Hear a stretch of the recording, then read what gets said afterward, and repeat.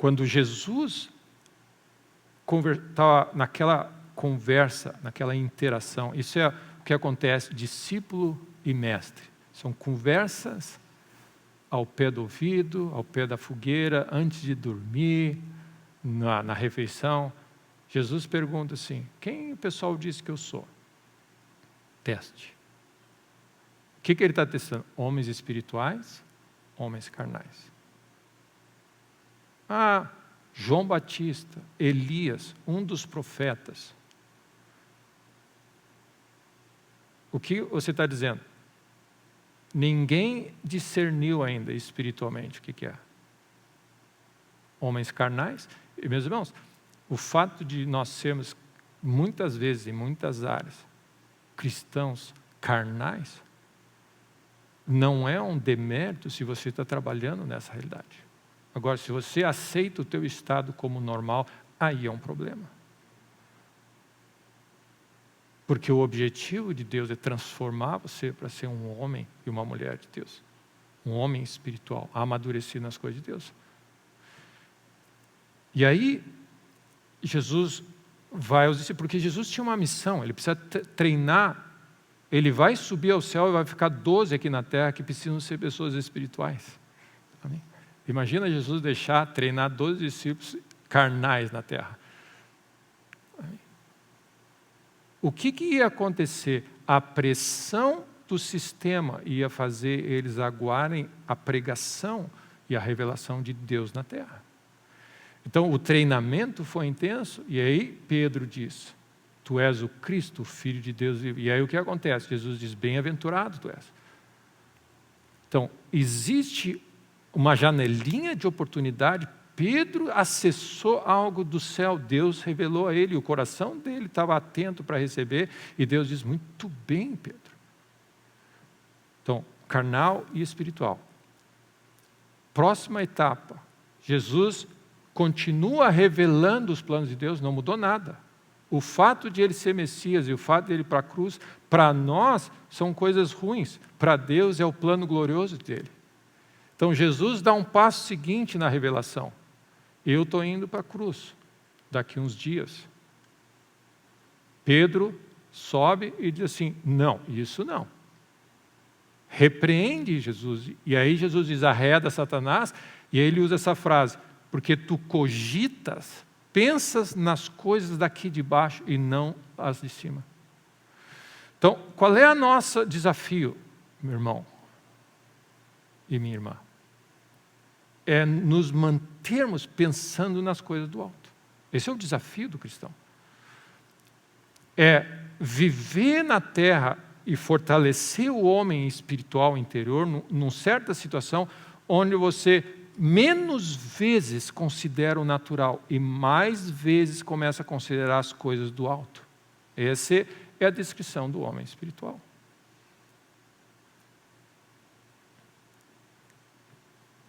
Aí você vai dizer assim: por que eu quero ser uma pessoa espiritual? Se eu ser um cristão carnal, eu posso acessar as coisas que eu quero. Amém. E aí eu respondo: nós estamos indo atrás, por causa da nossa mentalidade carnal, de coisas naturais que não satisfazem. Deus tem coisas muito maiores para nos oferecer. Deus tem coisas muito maiores para nos oferecer. E eu creio, meus irmãos, é uma questão de visão, de ajuste de visão. E eu queria começar usando uma ilustração. Nós moramos, acho que nós moramos uns 5, 6 anos, 7 anos, acho que foi 5 anos, no Rio de Janeiro. E, como eu disse para vocês, nós subimos no monte, era o Corcovado e o Pão de Açúcar. Vocês sobem nesses montes. E nós, como nos mudamos para lá, era um ponto turístico, nós fomos algumas vezes, só nós como família, porque era. E depois nós começamos a ir, porque cada pessoa que vinha daqui do sul queria conhecer o Pão de Açúcar e o Corcovado. Então e de alguma maneira esses dois pontos tinham um certo glamour, porque você queria subir, porque você enxergava diferente. É um ponto turístico, porque você enxergava a beleza de outros ângulos. Então nós subimos. Eu não sei quantas vezes. Nós perdemos a conta de quanto nós subimos. Só que o que acontece? Cada vez que eu subia, a 30ª vez, eu olhava diferente certas coisas. Porque aquela visão inicial do Rio de Janeiro, da Baía da Guanabara, da ponte Rio-Niterói, esses pontos que chamam mais atenção, eu já tinha visto. Você começa a ajustar a tua visão para outros detalhes, algumas coisas imperceptíveis àqueles que vão pela primeira vez. Então o que acontece? Aí a pessoa vai lá pela primeira vez, você diz assim, olha lá o Corcovado, olha aqui, olha a ponte. E você, porque você olhou de novo, amém? Quantas vezes você olha de novo uma coisa, você vê outros detalhes? Então, você olha uma vez, você olha outra vez, você olha outra vez, você olha outra vez. E na 20ª, 30ª vez que você enxerga um detalhe digno de mostrar para as pessoas. Aí você já tiver essa experiência, você já foi 30 vezes naquele ponto. Você sabe onde é que está. A pessoa vem pela primeira vez. Está vendo aquilo lá? Você, aonde? Está vendo lá, ó. Porque o teu olhar já foi treinado e focado e testado e ajustado. Inclusive, você foi lá naquele ponto e viu de baixo para cima. E você está vendo aquele lugar? Lá, naquele lugar, é o lugar onde nós almoçamos aquele dia. Aonde? Não estou conseguindo ver. E aí você ajuda a pessoa a enxergar. Ou seja, você vai lá, está vendo aquela árvore ali? Essa árvore grande, a ponte Rio-Niterói, está vendo ela? Ok, agora vai um pouquinho para a esquerda. Agora você está vendo aqui? Não, você passou demais, para cá. É um trabalho de paciência que muitas pessoas não enxergam e outras assim, é lá. Só que mesmo essa resposta a pessoa pode não ter visto. Porque ela pode dizer assim, estou vendo também, mas talvez você não tenha visto. E é o momento onde você diz, que é o que Jó diz, agora eu enxerguei. Então, qual é a função da pregação do Evangelho? É ajudar as pessoas a enxergarem coisas. Essa é a função que você está aqui. Porque Deus quer mostrar algo para nós que nós, na nossa corrida e no jeito que nós vivemos, nós não enxergamos. Ele vai mostrar certas coisas para os amigos que constantemente estão ali. Lembra o texto de Isaías? Vinde, subamos ao monte do Senhor, até a casa do nosso Deus. Seu caminho nos ensinará. Ele vai mostrar coisas. Clama a mim e eu vou mostrar coisas para vocês. O processo de enxergar e ter a revelação requer andar com Deus e requer repetir e enxergar várias vezes naquela direção, porque os nossos olhos estão embotados. Esses dias, um desses feriados, nós subimos ali em Nova Petrópolis e tem chama Mirador, ali acho que é ali perto entre Gramado e Nova Petrópolis. Você sobe ali. E nós fomos, é a primeira vez, nunca tinha ido ali, nunca tinha me dado tempo de parar naquele lugar. Que é uma vista bacana ali, tem um vale, tem umas coisas bem bacanas. Aí todo mundo quer tirar foto, todo mundo quer mostrar que está ali, quer fazer. E você fica olhando, né? Eu sou uma pessoa um pouquinho mais observador, fica olhando assim. Aí com pouco eu achei no meio do nada um rebanho de ovelhas. No meio do nada. As ovelhas passando assim, de um lado para o outro. Aí achei uma casa, impressionante, que você olha aquele vale enorme, tudo verde. Eu não sei como é que as pessoas moram naquele. Eu acho uma casa no meio do nada. Eu não sei nem como chega lá e como é que eles vivem lá. Mas aí aparece uma casa no meio do nada. Só que para chegar naquele lugar, o teu olho você tem que estar focado, ajustando. Aí eu falei para o pessoal, olha lá as ovelhas lá naquele monte. Aonde? Aonde? Aonde?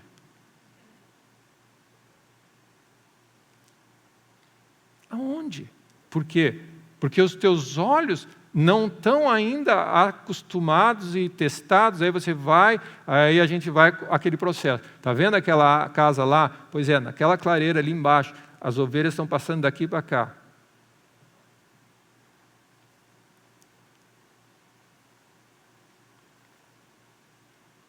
Aonde? Aonde? Deus, abre os olhos dele para ver que mais são os que estão conosco. Essa é a função da autoridade espiritual, do governo da igreja, da liderança profética e da ensino. É dizer, olha, ajuda eles a enxergar que mais são que estão conosco dos que estão contra nós. O servo do homem de Deus estava nervoso, em pânico. E quantas pessoas estão nervosas? Em pânico. O que vai acontecer? De que jeito vai dar? Por quê? Porque nós não estamos enxergando. A função da igreja, da pregação do Evangelho, fé vem por ouvir a palavra de Deus. A pregação do Evangelho faz você enxergar diferente. Amém? Então, o que acontece? É como se você é guiado. Você pega um textos bíblicos, vai guiando você até chegar aquele momento. Deus vai cuidar de mim. Sim, Deus vai cuidar de ti. Aí os teus olhos. E o desejo de Deus é chegar nesse ponto. Tu és o Cristo. Então, imagina Jesus treinando os discípulos. O objetivo de Jesus treinar os discípulos para aqueles. Quem é esse que anda conosco? Os discípulos não sabiam quem é. Quem é esse? E ele vê. A Bíblia fala, a natureza revela a grandeza de Deus. Os atos de Jesus andando ali. E ao mesmo tempo, a dificuldade de eles enxergar, tu és o Cristo. Amém? Foi uma enorme de uma revelação. O que isso mostra para nós? Que a obra e o trabalho de nós termos deixado de andar com Deus e vivido nesse mundo tem cegado a nossa capacidade de ver as coisas de Deus. E o processo de restauração, porque, meus irmãos, se você está numa crise, algum problema de saúde, se você está com uma crise familiar, se você está com uma crise financeira, se você está com uma situação, um medo, o que seja que você esteja lidando, e você enxerga a solução, a teu estado todo muda. É ou não é verdade? Cristo é a solução para essa situação. Amém? Então, o que acontece? Está vendo lá as ovelhas? Não estou vendo. Aí você diz assim, diz para o pastor que tu está vendo, porque senão ele não vai parar de falar. Amém? Estou vendo, mas você não está vendo. Você só vai mostrar que você está vendo quando paz entrar no teu coração e a alegria subir nos teus olhos. Você diz assim, eu estou enxergando. Amém? Fé entra no coração e você diz assim, bem-aventurado tu és, porque tu está vendo. O que aconteceu entre o servo, está nervoso, porque ele estava vendo o exército pressionando, foi simplesmente visão. O homem de Deus ajudou ele a enxergar algo. E meu irmão e minha irmã, fundamental nessa hora que nós estamos vivendo, é que o Senhor nos ajude a discernir, a enxergar as coisas, para que você possa ter paz. Amém. Eu fiz tudo isso, e Jesus diz, para que vocês tenham paz em mim. No mundo tereis tribulações. Amém? O mundo vai ter tribulações. Se você estiver no mundo, pensando como mundo, você vai estar estressado. Mas em mim, vocês vão ter paz. Então, a realidade nossa. Então, imagina, eu queria começar com essa ilustração. Essa é a função do ensino, da pregação. É dizer, está vendo aquele ponto lá, até a pessoa diz assim, o que Deus fez com Jó. Amém. Jó estava na pior.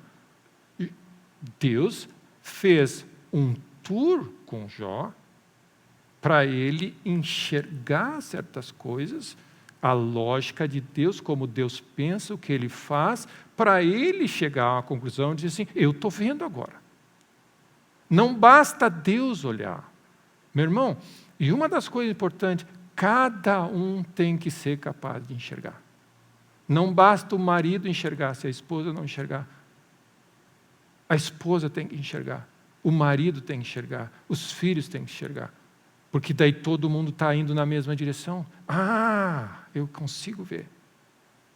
E muitas vezes o que acontece é que pessoas enxergam e aí você diz assim, ele está vendo alguma coisa, vamos atrás dele, até que a gente enxerga. Mas essa é a função de líderes e autoridades que Deus criou com o único objetivo de manifestar o reino de Deus. Esse é o único objetivo. É ajudar você a enxergar que nós temos um Deus muito grande e não existe nada a temer. Tem nenhuma situação que se apresenta diante de nós nessa hora, digna de você se preocupar, se estressar e andar ansioso. Nada. E o que acontece é, você precisa ser conduzido a esse lugar onde você diz, eu enxergo isso, eu consigo ver. Pastor, eu estou enxergando isso. Graças a Deus. Então, Mateus 28.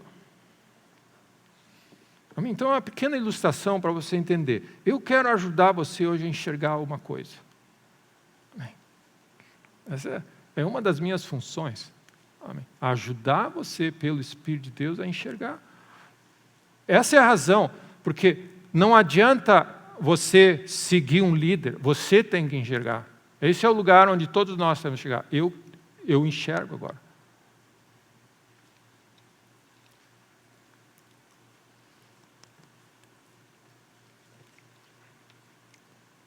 Todos têm o privilégio de poder enxergar como Deus enxerga.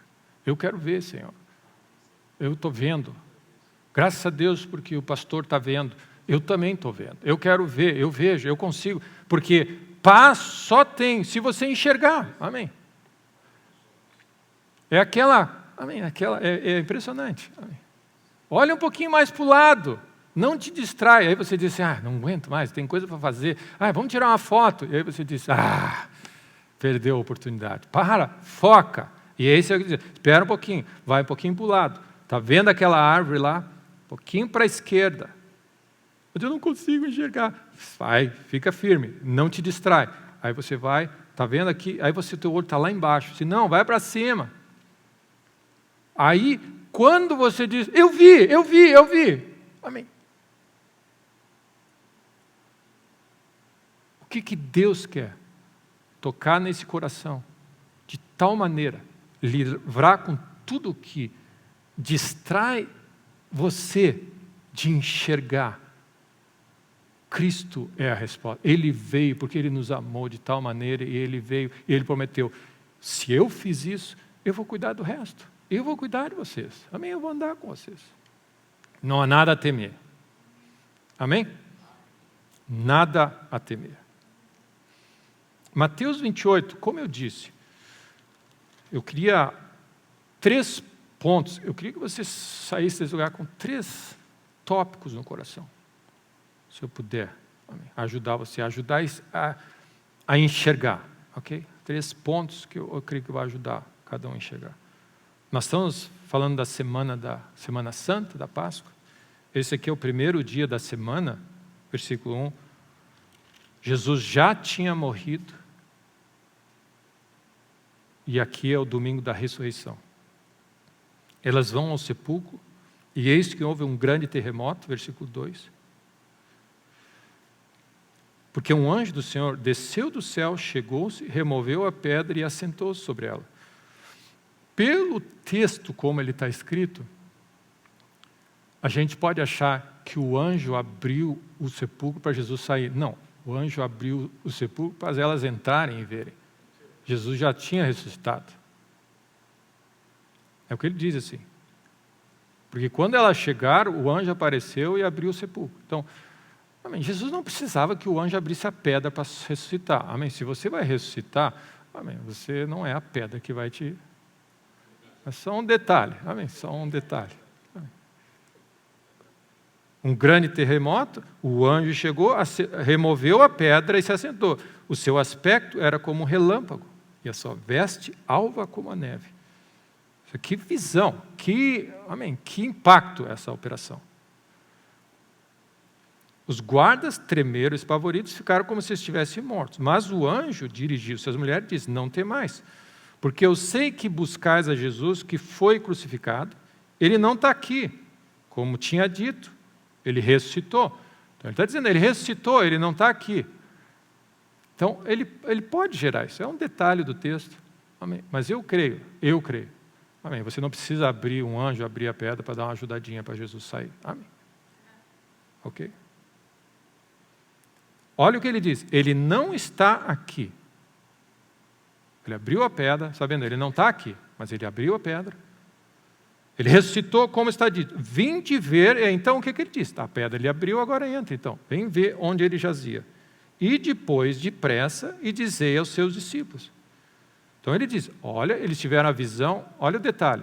Um anjo apareceu, terremoto, anjos, amém, a pedra se abriu, soldados espavoridos, ele fala, então tem vários fatos aqui acontecendo. Ele fala e convida elas para entrar no túmulo. E diz, dá uma olhada, pega esse reporte que vocês têm aqui. Reportagem. Amém. Última informação. Vai, depressa, dizem aos discípulos que ele ressuscitou dos mortos. Ele está dizendo o que aconteceu. Ele ressuscitou dos mortos, como ele tinha avisado vocês que iria fazer. E ele está indo diante de vós para Galiléia. Ali vocês vão ver todas as instruções dadas. E aí ele fala assim, é como vos digo. Então está definido bem o que aconteceu. Ele ressuscitou, o túmulo está vazio, a pedra foi removida, vocês olharam com os olhos. Agora é o seguinte, está claro, eu estou falando com vocês, aconteceu isso. Ok?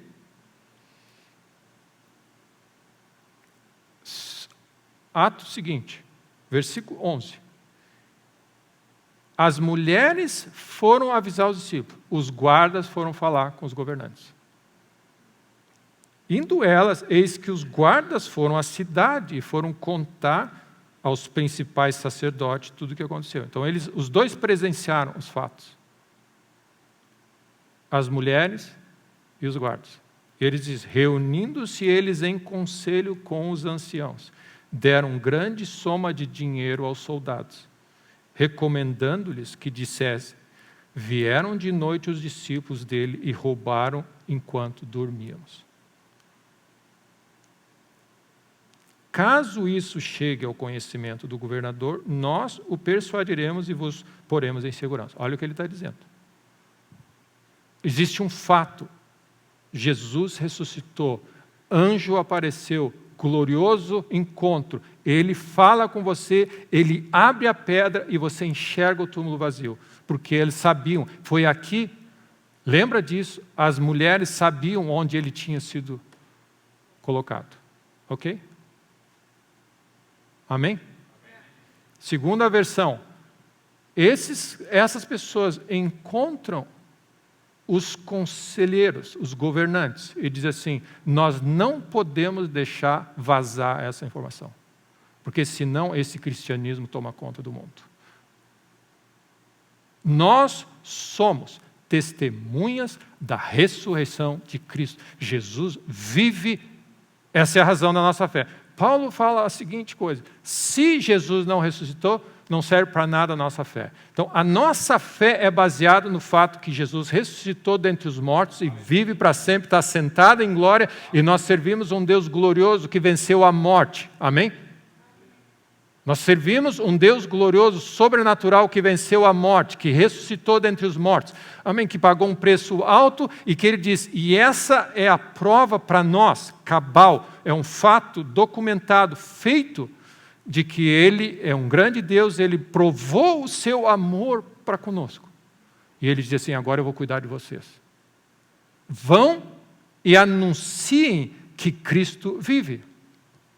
Então, meu primeiro ponto nessa manhã é o seguinte, você tem agora duas versões. A Bíblia fala no versículo 15, eles, recebendo o dinheiro, fizeram como estavam instruídos. Eles divulgaram essa versão. E aí eles disseram assim, esta versão dos fatos se divulgou entre os judeus até o dia de hoje. Então, olha só. No centro da nossa fé, no fato central da nossa fé. Essa é a base de que nós cremos no sobrenatural de Deus, nos milagres, no amor, na bondade, na grandeza, no poder, na volta de Cristo, porque Ele fez o que Ele prometeu fazer, e Ele diz assim, a partir de agora o plano de Deus está cumprido, está completado, como foi dito por Ele, e agora é o seguinte, o reino de Deus vai ser estabelecido, vocês vão e sejam testemunhas e pregam o Evangelho. Ou seja, toda a nossa fé é firmada nessa versão. Jesus ressuscitou. O que o inimigo faz? Ele joga uma versão para gerar dúvida no teu coração. Puf. É isso que ele faz. E é isso que ele sempre faz. Mas tem que ver esse aspecto também. Então, olha bem como foi. Os anciãos entraram em conselho.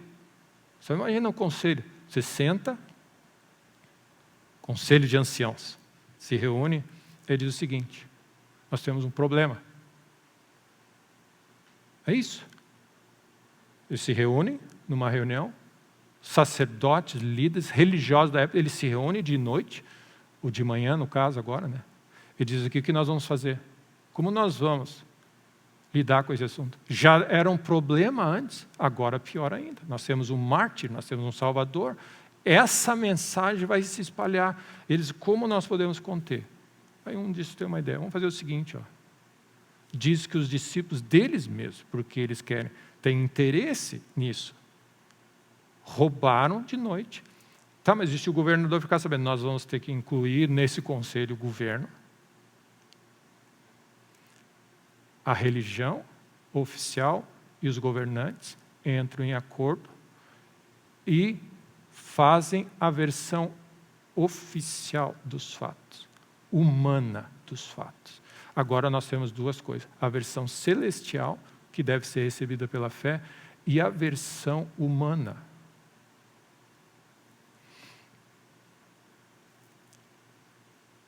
Bem-aventurado é o homem que não anda no conselho dos ímpios.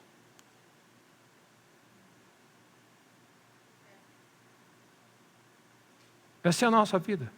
Esse é o mundo que está diante de nós. Esse é o mundo que está diante de nós. Deus fala A, alguém vai falar B. Ou é teu amigo, ou é a televisão, ou é o governante, ou é a ciência, ou é as menininhas, né? Ou é a Greta. Alguém vai falar alguma coisa para contrapor qualquer coisa que o Evangelho foi pregado.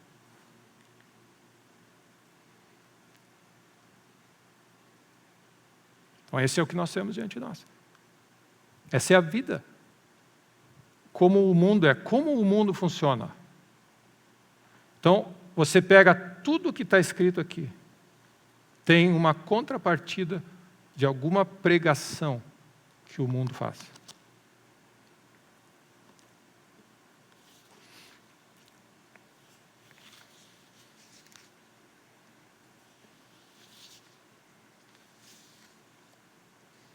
A Bíblia fala, quando Lucas está escrevendo o livro de Atos, ele diz que Jesus apareceu aos discípulos com provas incontestáveis da sua ressurreição.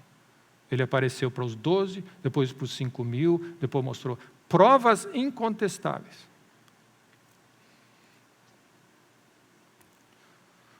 O que é que nós estamos vendo no mundo?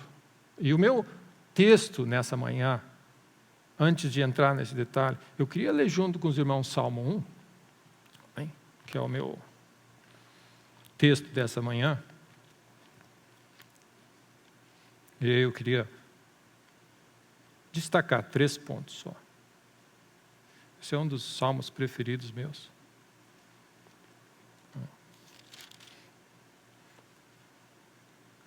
Você vai dizer assim, você tem vários textos preferidos. É verdade. Amém.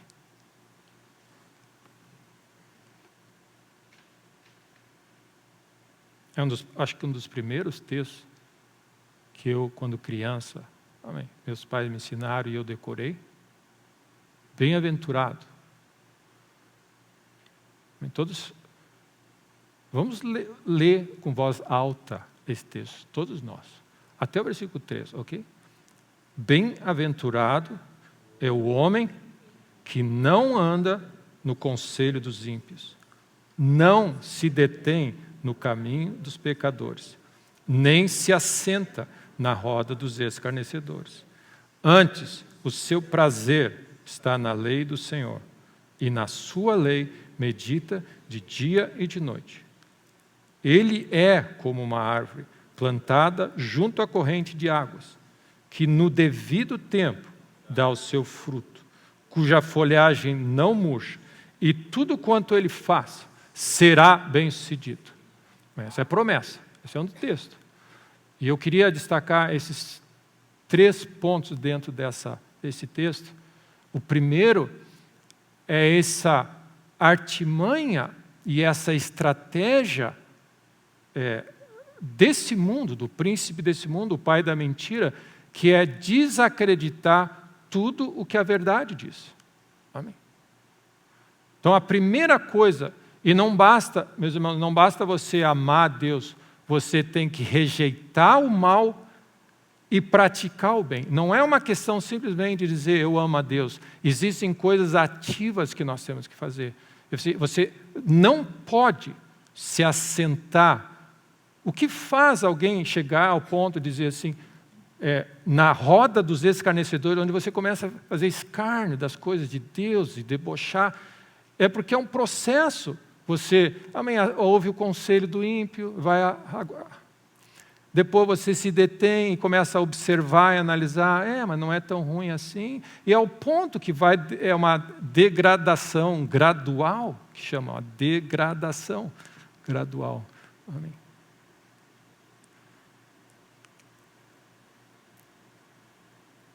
Então, como eu disse, tudo o que Deus fala em todas as áreas e todos os assuntos, o inimigo tem que criar uma aversão. Como você faz isso? Porque você cria a dúvida. Amém. Amém? Essa é a função. Então, isso é uma das táticas usadas por tantos países. Amém. Essa é uma das táticas que foram usadas e testadas. Amém. Que se chama, por vários países que quiseram implementar ideologias no mundo. Socialismo, marxismo, comunismo. É a tática que se usa, se chama uma subversão ideológica. Ou seja, ele afeta a tua fé. Ao ponto de Jesus chegar, ele entra pelas paredes. Ok? A Bíblia fala que Jesus entrou pelas paredes. E diz assim, paz. E ele censurou a dureza do coração e a incredulidade. Que vocês não acreditaram naqueles que tinham visto, já ouvido. Vocês já ouviram que chega, já viram que chega, já foram falados que chega, mas ainda assim não creram. Porque a nossos sentidos está de tal maneira embotado que mesmo que você está na frente, o anjo apareceu. Amém. Mas dizem que, Ou seja, esse é o termo que se usa, uma subversão ideológica. Ou seja, você ataca onde existem esses pilares na nossa vida. Então, por exemplo, quais são um dos pilares bíblicos para avançar o que Deus tem? A família. A família está sendo atacada porque o conceito de família vai sendo desafiado. Um exemplo típico. Por que você acha que em algum momento da história nossos filhos começaram a aprender na escola evolucionismo? Qual é a razão? Qual é a única razão? Por quê? Entraram em conselho e decidiram uma aversão. Nós não podemos deixar que as pessoas acreditem que existe um Deus criador do céu e da terra. Perfeito em tudo que faz. A Bíblia usa essa expressão. O homem é indesculpável quando olha a natureza e vê a criação, Deus está nela. Então o que você faz? Você tem que criar uma versão e coloca junto a evolução. Por quê? Porque a ciência diz. Então, meu irmão, essa é uma tática que é antiga e que nós estamos sendo alvo disso. Então, qual é a tática? Qual é o processo? É um processo lento. Então, guarda isso. Essa guerra que nós estamos vivendo, o combate da nossa fé, que Paulo diz, mantenha a fé e a boa consciência. O que a boa consciência faz? Ele é um parâmetro que segura quando a mentira vier. Amém. Você precisa cultivar esse valor moral, essas bases, esses fundamentos da tua fé, porque quando alguém jogar uma mentira, você simplesmente ela não cola. Amém. Então, para que os meus filhos têm que aprender evolucionismo? E sabe qual é o pior, meus irmãos? Que as escolas cristãs estão ensinando isso porque é bom para uma contrapartida, para você saber discutir. Sabe o que está acontecendo? Você está minando a consciência das crianças. E o pior, porque não é usado pelo mundo, está sendo usado pela própria igreja, para minar a própria igreja. Isso compõe ainda mais o efeito que o diabo tem, porque ele usa a própria igreja para minar um princípio na própria igreja. Amém? Desde quando que eu vou ensinar algo para efeito que para ajudar as pessoas a ter contrapartida? Não, Deus é o Criador do céu e da terra. Amém? Só existe uma teoria nesse mundo. Deus é o Criador do céu e da terra. Amém? Qual é o objetivo? Então, é um processo lento, com um propósito único de tirar e mudar a percepção da realidade. Ou seja, aquelas mulheres viram que Jesus ressuscitou, mas você tem que jogar de tal maneira que eles questionem até o que eles viram. Onde as pessoas chegam ao ponto de dizer, eu não sei mais se eu creio mesmo, amém? Porque tanta coisa que falam, será que Deus me ama mesmo e tem um plano para a minha vida? Esse é o ponto que se quer chegar. Você bate até o ponto onde você não tem mais noção de realidade, perde a percepção. E o ponto de você questionar a realidade, mesmo com a abundância de fatos e provas que você tem. Amém? Nós temos o suficientemente de provas do quanto Deus nos ama. Ele deu prova, amém, do seu amor por nós. Então, onde o inimigo quer chegar? Apesar de toda a abundância de fatos, de pregação, da natureza, de testemunhos, de histórias, de anjos, de milagres, você chega a um ponto onde você não tem capacidade de concluir propriamente o que é o certo e o errado, o que é verdade e não é, e aí você fica vulnerável, você não consegue defender a tua casa. E aí você acaba abrindo a tua consciência para alternativas. Esse é o objetivo. É uma grande lavagem cerebral que nós não estamos percebendo. Que é o que o inimigo diz. Então, quando o salmista diz, bem-aventurado é o homem que não anda no conselho, não se detém, não senta na roda dos escarnecedores, ele é radical, sim, ele não dá papo. Amém? Se você olha a nossa televisão e os programas de televisão, eles demonstram e eles tentam projetar a imagem de um homem, pai de família fraco. Esse é o projeto que eles mandam. Então você está ali, sentado no conselho, recebendo uma informação, daí você não sabe. Amém. É um grande ataque que nós temos tendo na masculinidade, na liderança, no governo, nas coisas de Deus. Por quê? Porque nós estamos sendo confrontados com verdades divinas. Amém.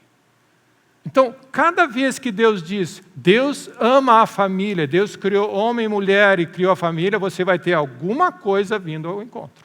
Amém, para questionar isso.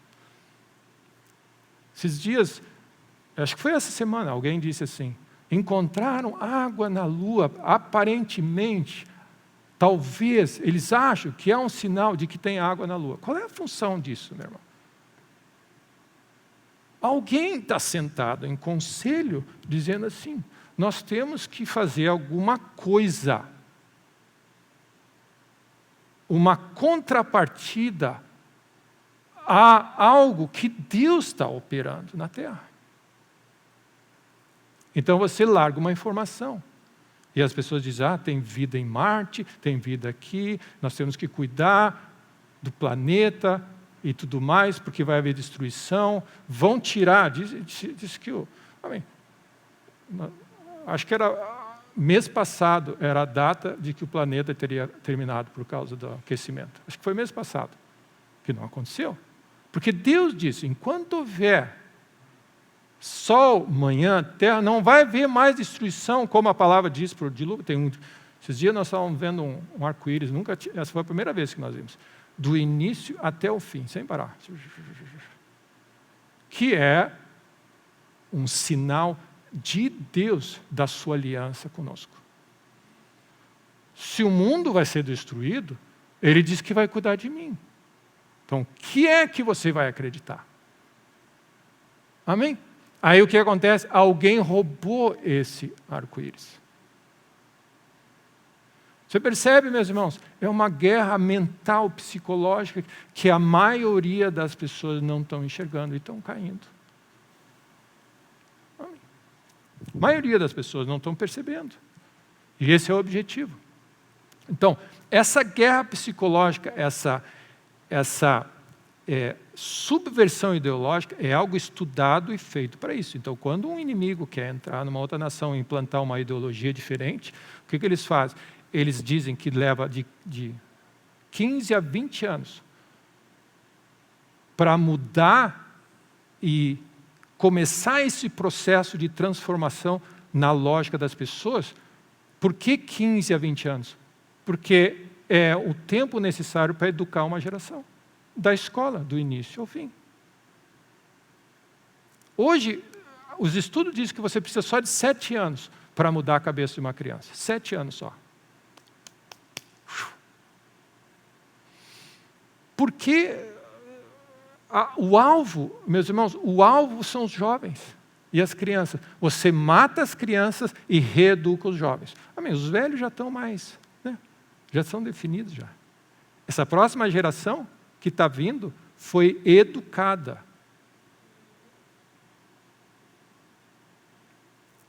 Então, a função do inimigo, mata as crianças, isso é bíblico, mata as crianças porque pode nascer o Salvador. E reeduca essa turma aqui. Então, o que é reeducar? Cada coisa que Deus fala a gente vai dar uma contrapartida. E por quê?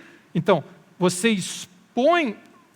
O que é interessante nessa tática do inimigo, ele só precisa expor você a uma alternativa de versão. Então pensa bem, amém. Cristo ressuscitou, amém. Glória a Deus, nós cantamos isso. Mas lá, no cantinho da nossa cabeça, dizem que roubaram, está na Bíblia, roubaram Jesus. Mas ninguém viu o corpo.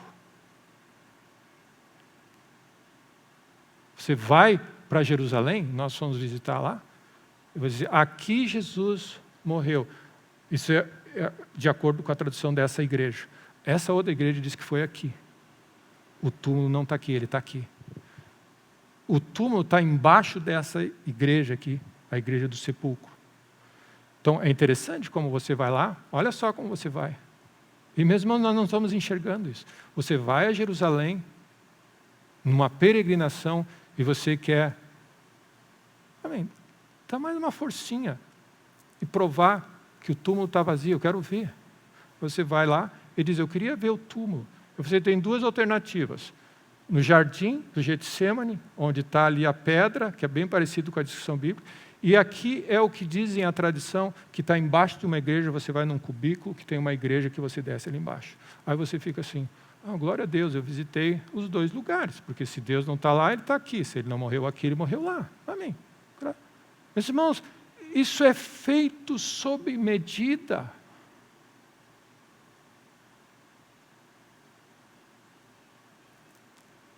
Isso se chama o mundo, o inimigo veio roubar, matar e destruir, e ele veio inserir dúvida no coração sobre tudo o que Deus fala, sobre o plano dele e sobre a tua vida. Amém. Deus te ama e tem um plano glorioso para a tua vida. E nós estamos sendo bombardeados com questionamentos. Será mesmo? Porque se aconteceu isso, aconteceu aquilo? Deus te ama, meu irmão, e tem um plano glorioso para a tua vida. Amém? Você é feitura de Deus especial, amém, criado em Cristo Jesus para essa hora, para ser um vencedor. Essa é a palavra de Deus para você, amém? E Ele deu prova nessa semana que Ele morreu, ressuscitou e tem um plano glorioso para a tua vida e você não é inferior a ninguém, amém? Amém?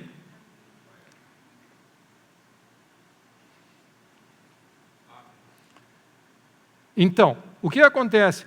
Essa tática do inimigo, ela se torna mais eficiente quando a própria igreja começa a cooperar e questionar e falar coisas.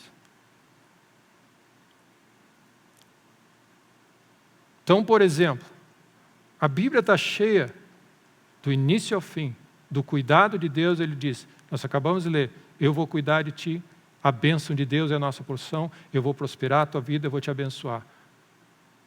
Existem correntes que diz prosperidade não é certo, nós temos que fazer um voto de pobreza e tal. Você começa, de novo, questionar. Você começa a questionar. Você joga dentro da mente das pessoas, não é bem assim.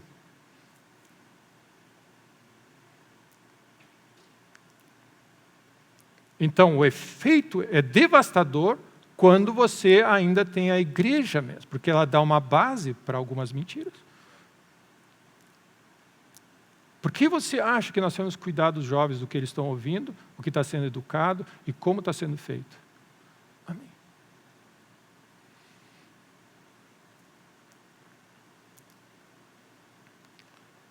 Um dos pontos que avança essa teoria das trevas é que não existe nenhum valor moral para contrabalançar isso. Você não tem nenhuma resistência. Eu não quero saber. Amém. Vamos lá ouvir uma palestra sobre essa área climática, ou essa área daquilo outro, essa evolução é bom. Amém. Essas coisas, porque pode acontecer. Não quero conversa. Amém. A minha fé está bem definida. Amém. Você tem a tua fé, você crê em Deus, você enxergou algo. Amém. O cego, tentaram jogar com o cego, e ele disse assim, olha, eu vou dizer uma coisa a vocês, eu não sei o que vocês estão discutindo, essa teologia, essas versões de vocês. Eu era cego, agora eu vejo. Amém? Não tem como não ver. Eu fui tocado por Deus. E essa é a importância de nós sermos tocados por Deus e termos a experiência da bondade de Deus e enxergarmos as coisas. Então, o que acontece? Se não existe uma resistência, o que é resistência? Se você não está fundamentado e testado e desenvolvido em Deus, essas coisas entram, você não tem contrapartida.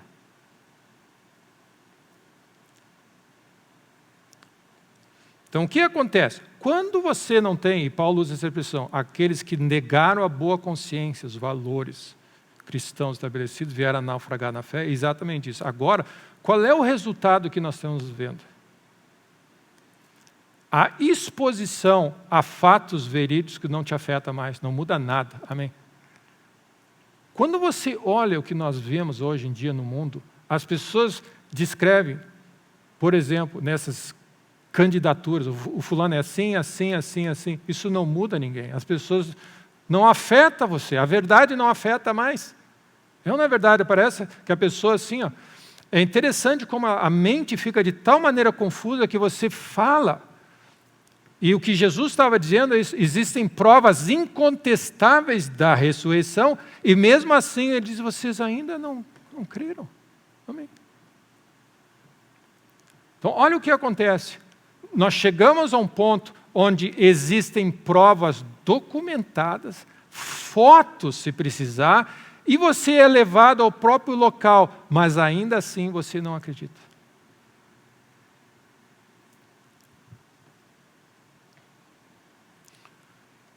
O risco que nós podemos chegar quando você acolhe essas coisas é que a verdade e os fatos não dizem nada para você. Amém? Não dizem mais nada.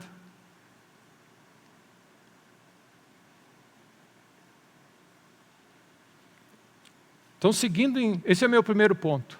Nós estamos experimentando um nível de desmoralização. Você perdeu valores, você não tem mais base, você não tem mais parâmetros de consciência para simplesmente chegar e dizer assim, não, vem comprar. Eu vi, o anjo falou, o anjo disse, é assim que é, eu vi o anjo. A pedra estava vazia, o terremoto aconteceu. Eu tenho provas incontestáveis de poder, de manifestação, de palavra, e eu vi. Amém. Lá na carta de Pedro, ele diz assim, nós tocamos no Messias, nós vimos, nós comemos refeição com ele, nós vimos a sua glória. Amém? Amém? Que bênção! Essa é a questão de, nesse exato momento que nós estamos vivendo, a nossa fé está sendo questionada, amém, por alegações e versões que as pessoas estão jogando. Eu sei em quem eu tenho crido, e é por isso que Jesus diz, quem ouve e pratica, você tem que chegar num ponto que não só é uma teoria, mas você está vivendo aquilo, é a única maneira de resistir a essa pressão. Então, Salmo 1 diz assim, feliz é o homem que não cai nessa estratégia, ok? Amém? Não anda no conselho dos ímpios. É impressionante o que as pessoas estão dizendo e falando. Guarda isso. Ímpios, pecadores e escarnecedores. Pessoas que não amam a Deus e não temem a Deus estão falando. Quem fala na nossa vida? E aí, qual é a solução para esse assunto? Qual é a solução de Deus?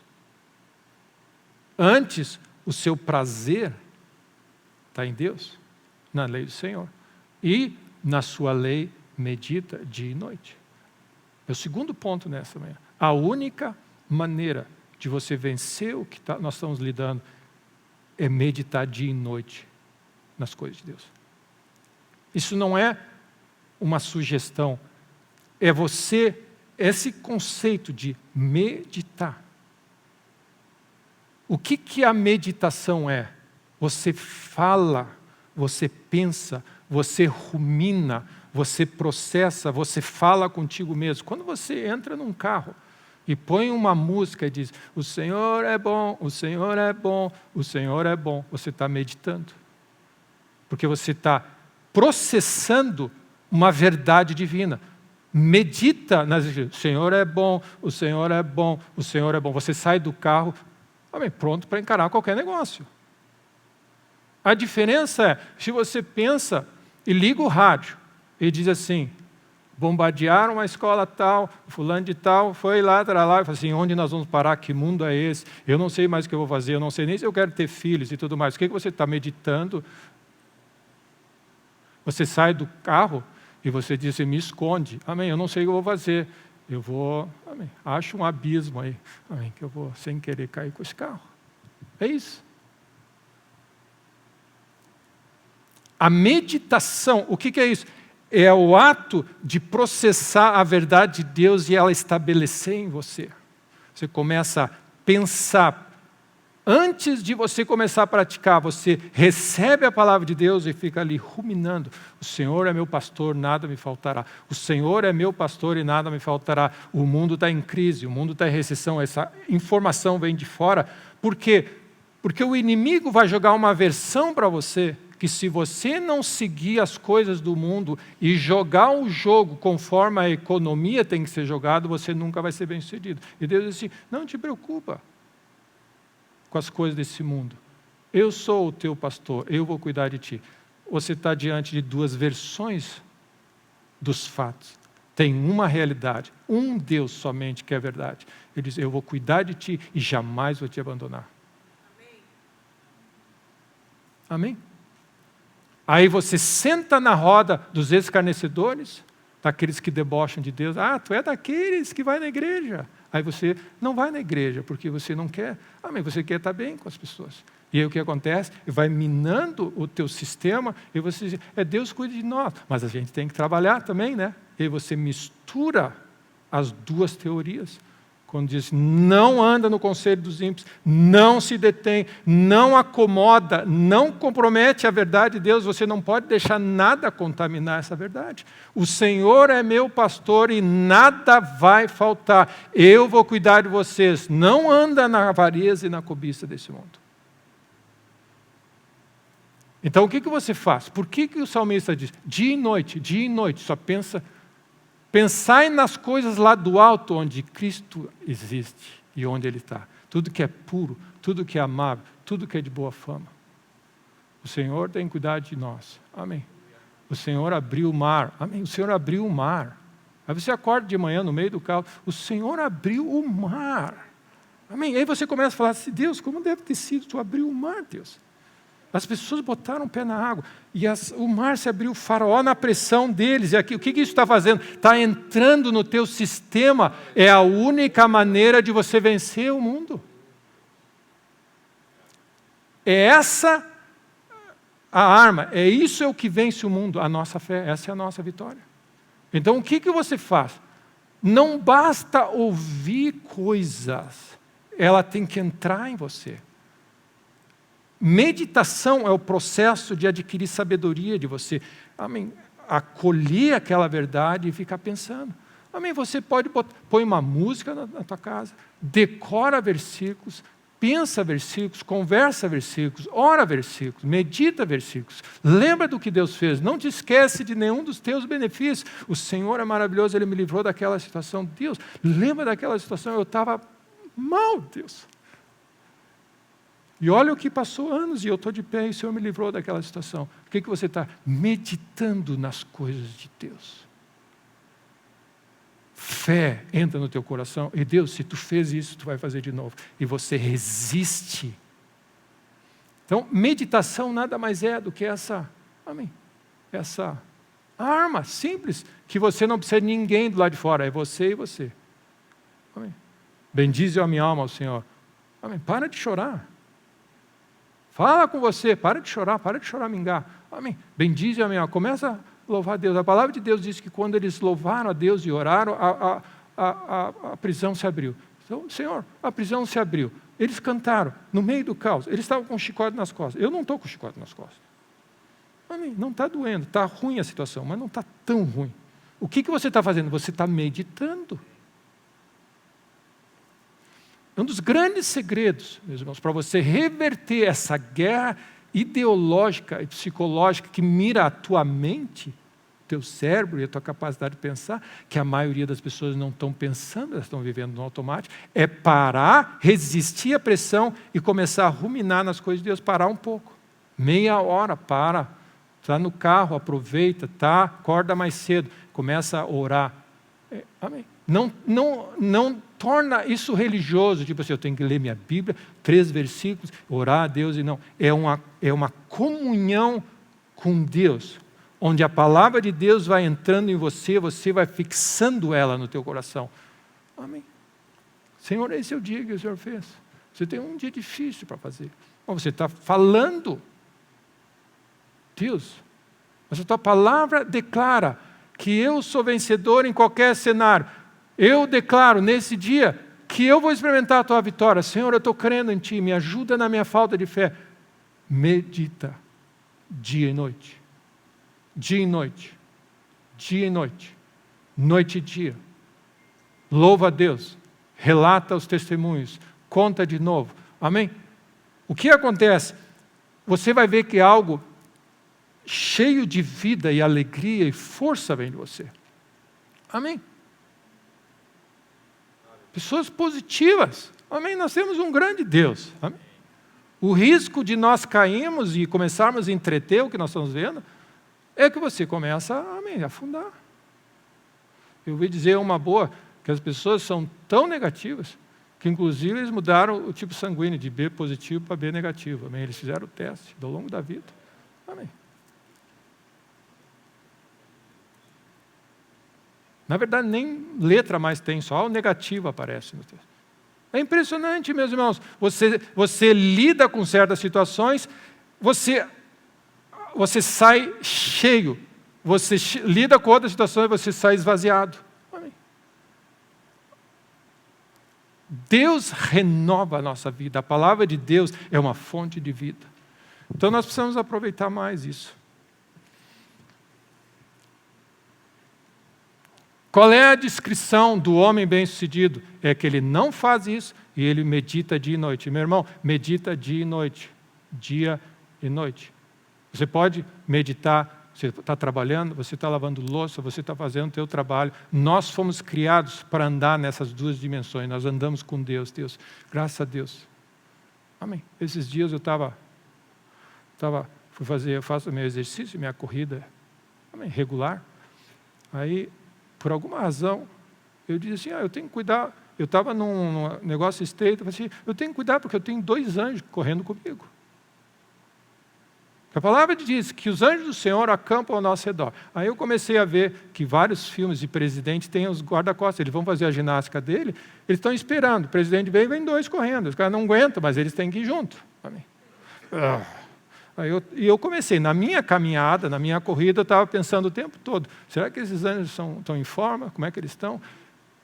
A minha corrida toda consciente da presença de Deus, anjos, que é nada mais do que meditar. Que a Bíblia diz, anjos acampam-se ao redor daqueles que não têm anjos ao meu redor.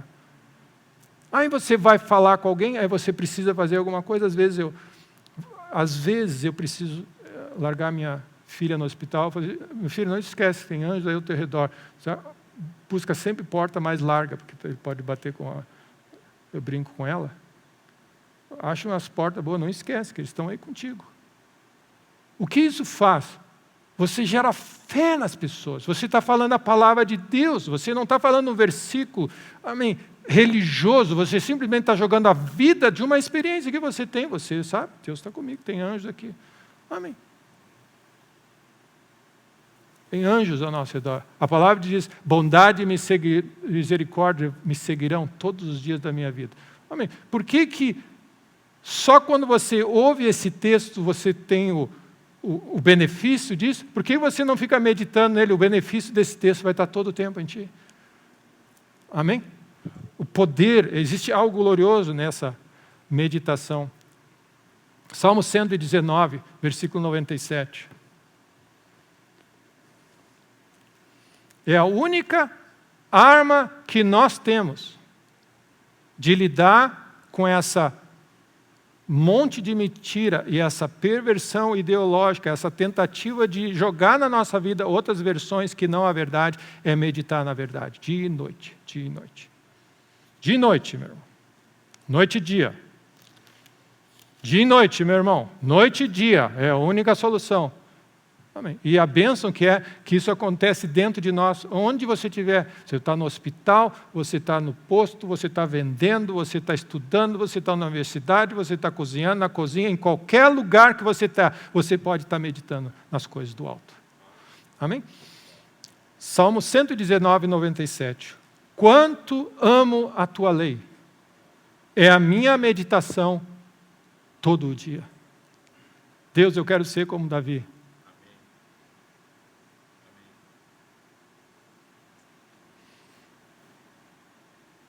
Eu quero dizer como Davi, um homem segundo o coração.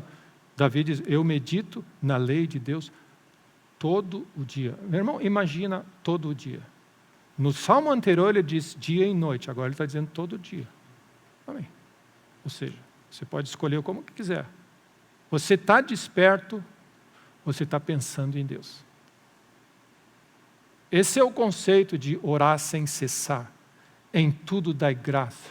Seu louvor estará sempre nos meus lábios. Esse é o conceito. Louvor, adoração, vigilância, oração, meditar, falar, declarar, o que for. Você está ativamente pensando e meditando e falando contigo mesmo e falando com Deus sobre as coisas de Deus, sobre a verdade. E a palavra de Deus nos diz, essa é a única maneira de vencer e de você não ser entortado pela ideologia que estão colocando. De você não chegar num ponto e dizer assim, eu ouvi falar desde criança, eu estudei, inclusive eu viajei até Israel e vi o túmulo. Mas ninguém sabe mesmo, né, pastor? Puf. Aí o que acontece? Essa é a base da nossa fé. Jesus ressuscitou. E se Jesus ressuscitou, Ele é todo poderoso. Ele tem poder para qualquer coisa. Esse é o último inimigo que Ele tinha que vencer. Amém. O inimigo veio matar, roubar e destruir. Essa versão Ele vai sempre questionar na nossa vida. E aí Ele diz assim, os teus mandamentos me fazem mais sábios que os meus inimigos. Quer lidar com os inimigos que você está lidando? Medita na palavra de Deus. Porque aqueles eu tenho sempre comigo, ele está sempre no coração. Compreendo mais que todos os meus mestres, porque eu medito nos teus testemunhos. Ele fica pensando nas coisas de Deus. Sou mais prudente que os idosos, porque guardo os teus preceitos. Versículo 101, de todo mau caminho eu desvio os pés, para observar a tua palavra. Ou seja, ele diz assim, eu não vou por aqui, porque eu quero ter certeza que eu estou fazendo o que a palavra de Deus diz. Não me aparto dos teus juízos, pois tu me ensinas.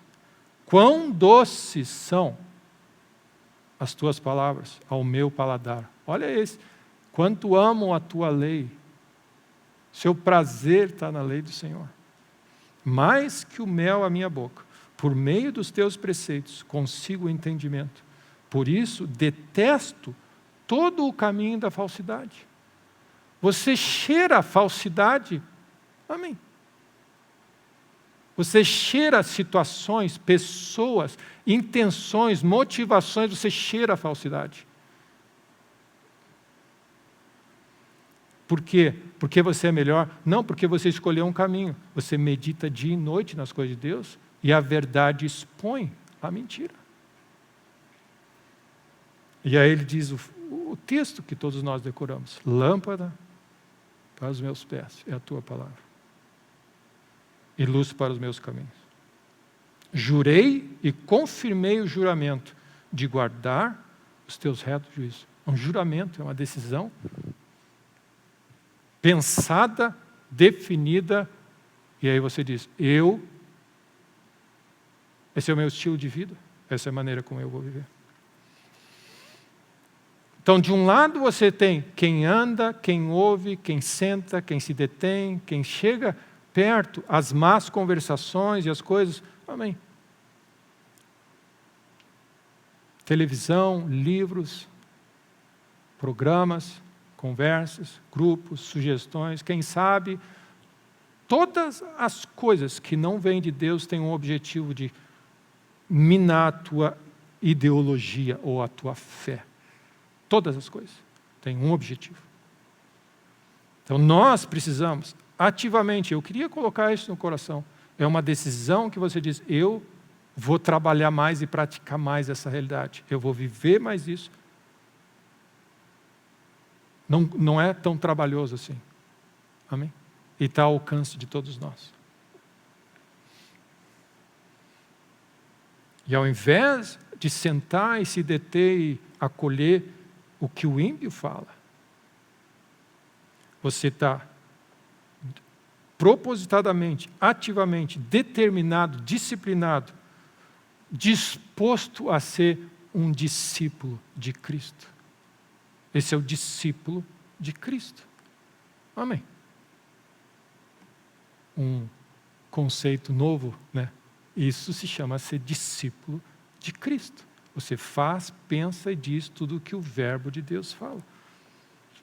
E um dos alertas que eu queria deixar para os irmãos Nós muitas vezes achamos que nós estamos imunes a essas coisas que estão diante de nós.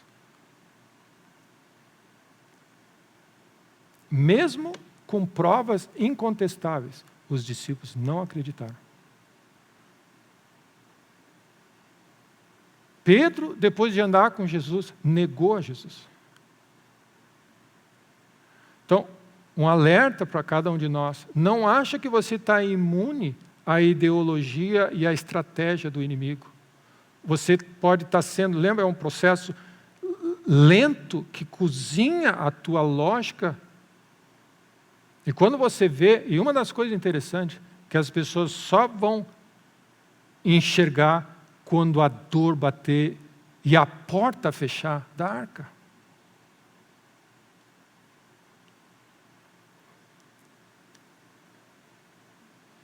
Quando Jesus multiplicou os 5 pães e 2 peixes, foi um grande milagre. Os discípulos ficaram impressionados. No ato seguinte, eles estavam andando no barco e os discípulos, e Jesus diz: cuida com o fermento dos fariseus e de Herodes. E os discípulos começaram a dizer: porque nós não temos pão, porque nós temos pão para comer. E aí Jesus repreendeu a incredulidade deles. Vocês não viram que eu já fiz uma multiplicação?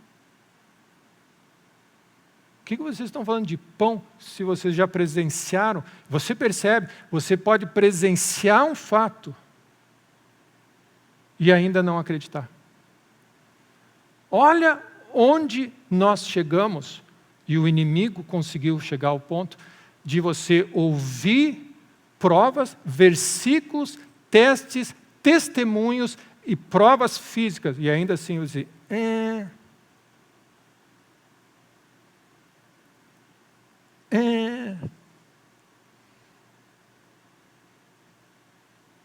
não é verdade. Quando nós temos um Deus maravilhoso, Ele disse: não temas, não te preocupe. Amém. Ele é um grande Deus, Deus fiel. E meu último ponto para a gente concluir. Eu queria ser mais rápido que isso. Já queria ter terminado. Mas a conclusão imediata disso começa desde o início. Bem-aventurado é o homem, feliz é o homem, próspero é o homem, que não anda. Então existe, ele começa dizendo: bem-aventurado é, feliz, próspero, com o favor de Deus, é a pessoa que não faz isso. Então tem algo que nós não fazemos. Você não ouve, desliga a televisão, desliga o que tem que desligar, fecha o que seja que tem que fechar. E ao invés disso, medita. Não basta só você dizer eu amo a Deus, a prática disso, medita, pensa, amém, treina, cria algo, amém, volta os teus olhos para Deus e começa a pensar, encher o teu coração da palavra de Deus dia e noite, amém? Esse que faz essa realidade, amém? Então nós estamos concluindo. Essa pessoa que diz não para isso e diz sim ativamente para isso, é uma pessoa que tem esses resultados. Ou vai ter esses resultados. Então, bem-aventurado, feliz.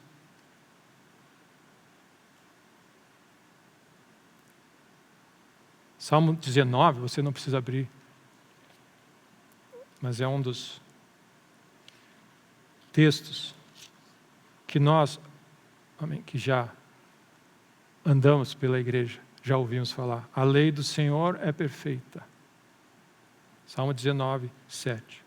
Restaura a alma. O testemunho do Senhor é fiel, dá sabedoria aos simples. Os preceitos do Senhor são retos, alegram o coração. Existe alegria quando você medita nesse livro. Amém? O mandamento do Senhor é puro, ele ilumina os olhos teus olhos são iluminados. O temor do Senhor é límpido e permanece para sempre. Versículo 9, os juízos do Senhor são verdadeiros, todos igualmente justos. E ele diz assim, eles são mais desejáveis. Essa é a fome que tem que ser restaurada em nós. Mais desejáveis do que o ouro, mais desejáveis do que o ouro. Mais desejáveis do que o ouro sucesso, felicidade, prosperidade, riqueza, saúde. Mais desejável do que o mundo pode oferecer é poder acessar o coração de Deus. Mais desejável que qualquer coisa. E aí ele diz assim, mais doce do que o mel. E aí olha o que ele diz. Além disso, por eles, ele se permite admoestar, ser corrigido. E essa é a frase que eu queria destacar no versículo 11. Em os guardar a grande recompensa. Então nós estamos falando do meu terceiro ponto. Existe galardão e recompensa. Galardão e recompensa. Então nós estamos vivendo esses 3 pontos. O objetivo do inimigo é criar versões para desacreditar, desmoralizar teus valores e as verdades do Evangelho. A tática e a única maneira de você resistir a essa situação e enfrentar isso é meditar dia e noite na palavra de Deus. Amém? Não num cântico, na palavra de Deus. Muitos cânticos não têm base bíblica. Na Bíblia, confere com a Bíblia. Dia e noite. E aí ele diz assim, quem desse modo procede jamais será abalado. E aí entra então o resultado dessa vida, a palavra de Deus usa galardão, recompensa.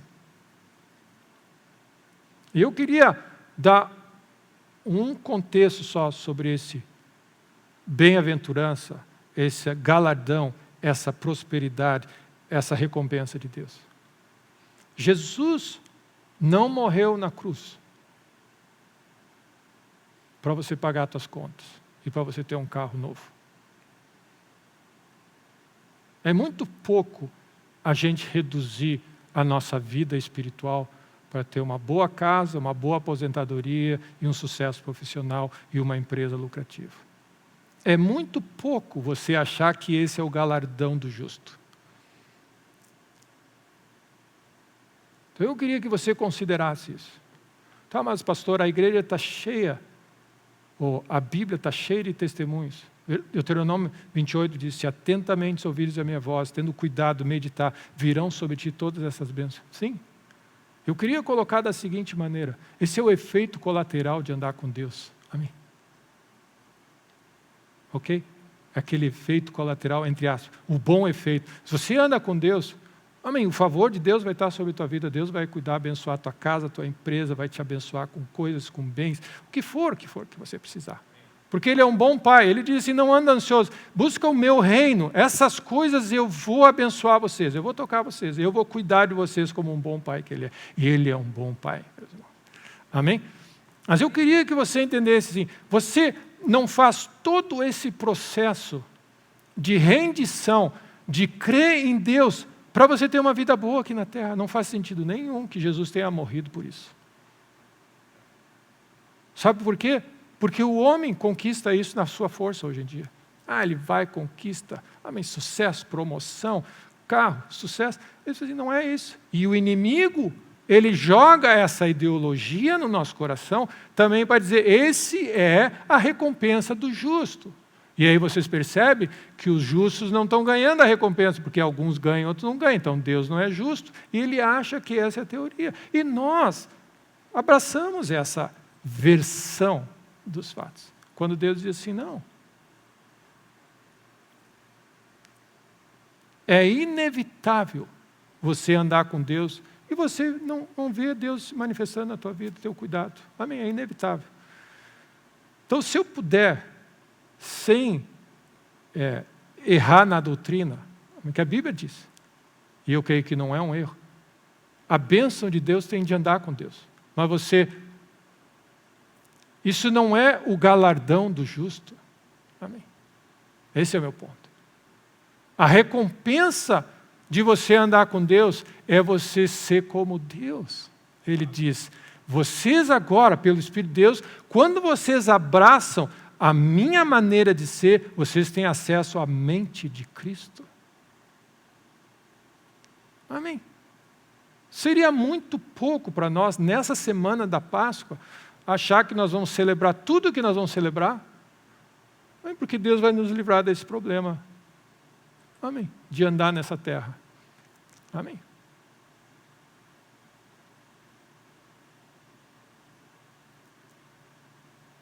Quando Deus falou com Abraão, diz: Abraão, eu sou o teu escudo. Deus é o nosso prêmio, meu irmão. A Bíblia diz assim: ainda não se manifestou o que nós ainda vamos ser. Nós estamos sendo transformados. Essa é a grande transformação. Nós estamos sendo transformados em filhos de Deus e nós estamos preocupados com uma bênção. Amém. E é tudo uma questão do nosso foco. Cada vez que nós meditamos nas coisas de Deus, quanto mais você medita, mais você enxerga. Amém? Quanto mais eu subia no monte do Corcovado, do Pão de Açúcar, e olhava, mais eu enxergava detalhes. Quanto mais você andar com Deus, mais você vai enxergar as coisas de Deus, mais você vai querer enxergar e andar com Deus, porque, como Paulo diz, eu considero tudo como, é muito pouco isso aqui, mas o que eu tenho lá em cima. Amém? Quanto mais você meditar, mais você vai enxergar. Esse é o processo, meus irmãos. Quanto mais você investir em andar com Deus e abrir espaço para Deus, mais de Deus vai começar a encher o teu coração e a tua visão. Isso se chama, cada vez que alguém se volta, nós vamos sendo transformados na imagem dele. Nós estamos nos tornando como ele, que é o desejo dele. Filhos, uma família da fé não é pouca coisa. Irmãos de Jesus, filhos de Deus. Não é pouca coisa isso. Nós não podemos mirar nessas coisas que são, amém, como eu digo, efeitos colaterais. Mas podem, como a palavra de Deus, se tornar distrações.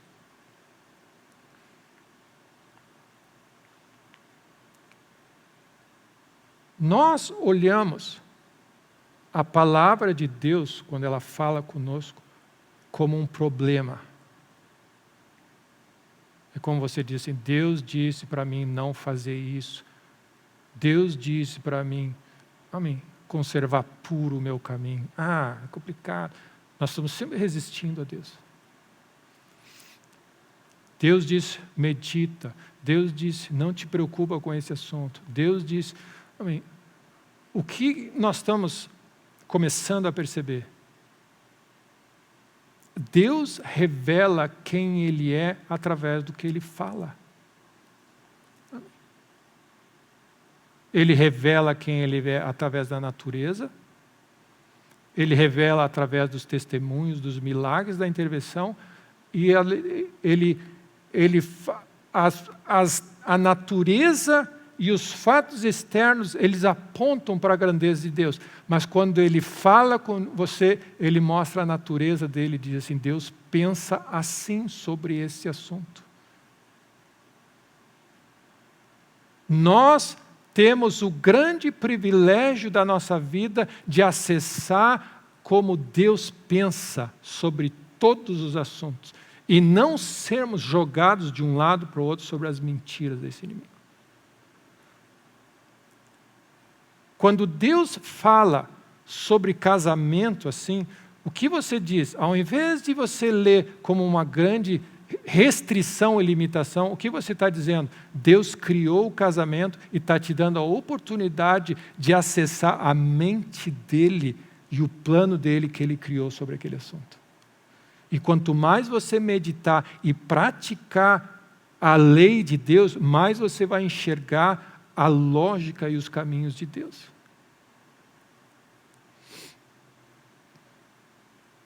Então, meu último texto, 1 Coríntios 2.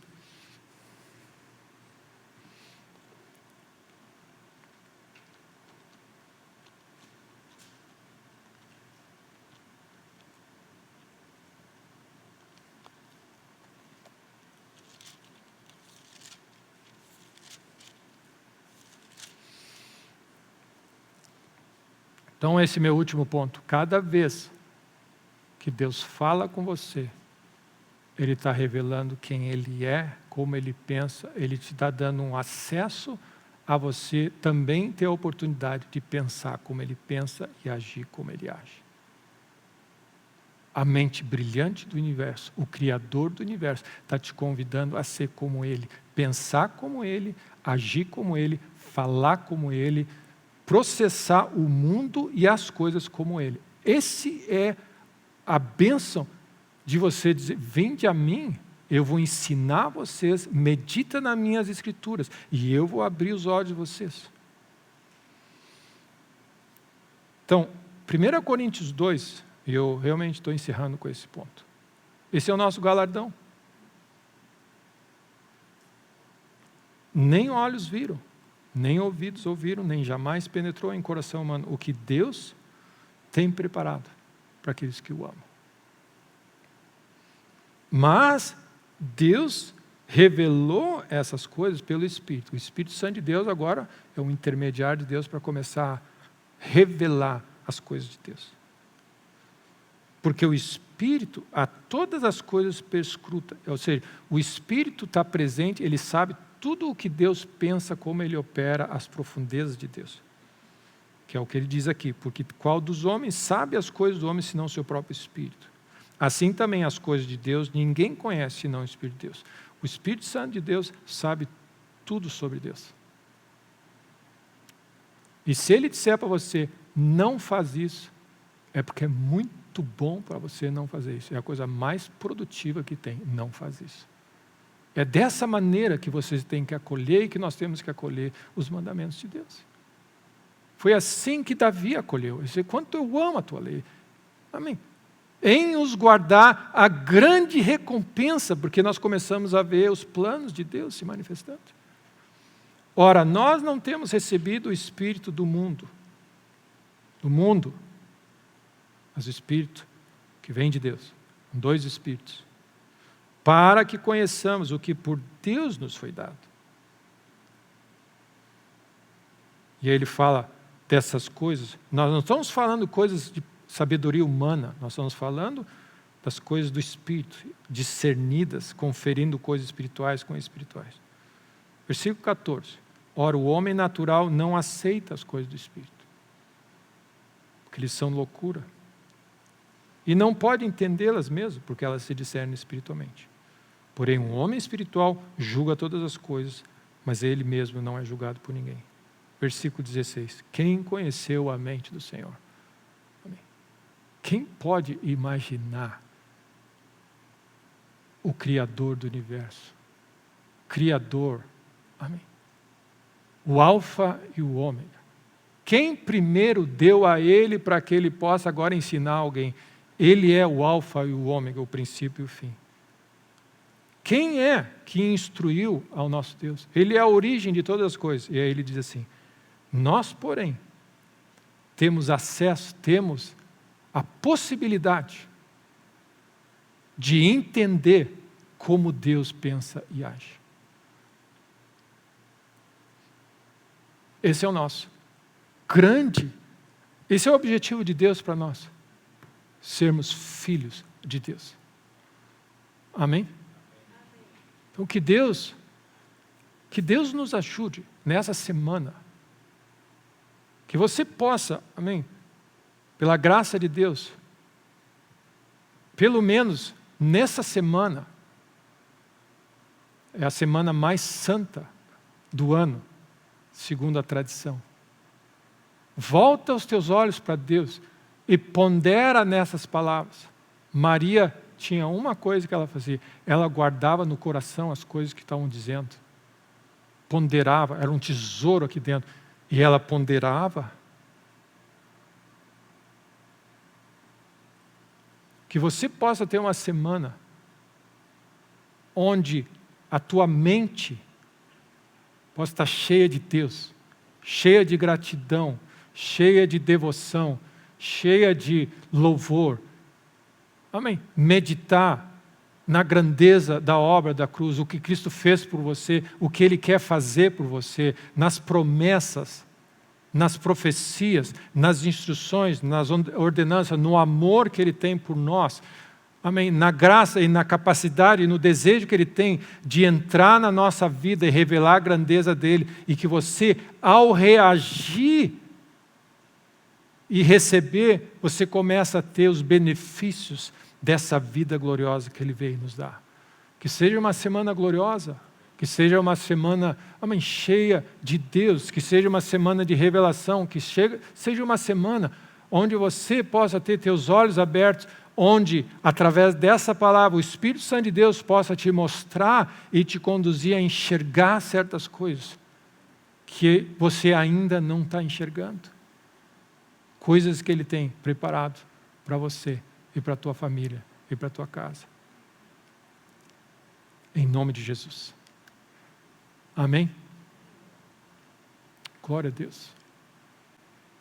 Então nós vamos concluir o nosso tempo juntos tomando a ceia.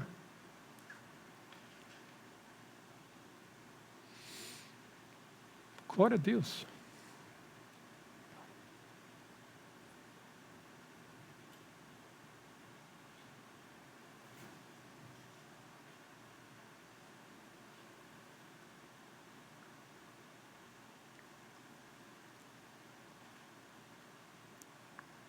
Quando aquele homem foi contratado, o rei contratou o profeta, amaldiçoa esse povo. Aí ele estava ali. Como eu vou amaldiçoar um povo abençoado? Como eu vou temer? Como eu vou ter receio?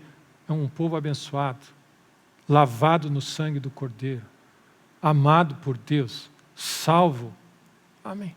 O Deus que não poupou o seu próprio Filho. Como eu vou me render a esse processo e achar que Deus quer algum mal para a sua igreja, para o seu povo, para a humanidade? Deus ama.